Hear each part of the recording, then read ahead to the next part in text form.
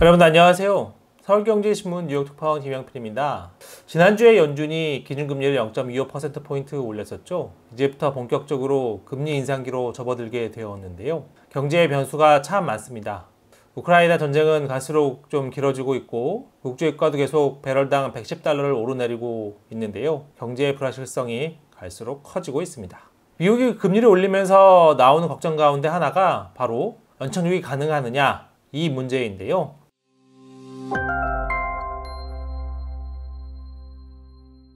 연착륙은 비행기에서 쓰는 말인데 비행기가 급강하하지 않고 부드럽고 자연스럽게 착륙하는 것을 말합니다. 소프트 랜딩 이렇게 표현하기도 하는데요. 연준이 금리를 올리게 되면 자연스럽게 경기가 냉각되게 됩니다. 금리를 너무 빨리 또 많이 올리면 비행기가 급격하게 착륙하면서 덜컹대는 것처럼 경기가 침체될 수 있다. 이런 의미에서 반대되는 뜻으로 경착륙 이렇게 표현하기도 하는데요. 하드랜딩이라고도 합니다. 그래서 연착륙과 경착륙 이렇게 대비되는 말이 있는데요. 지금 월가와 시장에서는 이 연착륙 문제가 가장 큰 고민거리입니다. 연준이 금리 인상을 시작했기 때문에 그 결과 미국 경제가 연착륙할 수 있느냐 아니면 경착륙하면서 경기 침체에 빠져들 것이냐 이것이 가장 큰 고민이라는 것이죠. 인플레이션이 너무 높다 보니 연준이 금리 인상을 해서 물가를 잡아야 하는데 너무 늦게 금리 인상이 나서다 보니 한 번에 너무 많이 올려야 한다.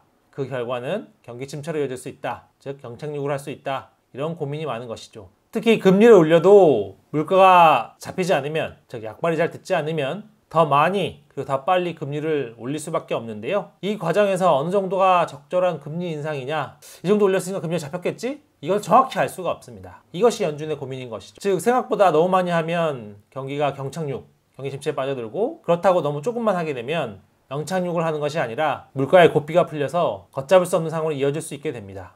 연착륙이 중요한 것은 바로 이 때문인데요. 정확한 수준은 감으로 예측할 수밖에 없습니다. 미국 경제가 침체에 빠지지 않는 수준에서 적당한 수준에서 금리를 올리는 것 이것이 참 어려운 일인데요. 그래서 시장에서 연착륙 얘기하는 것도 바로 이 때문입니다.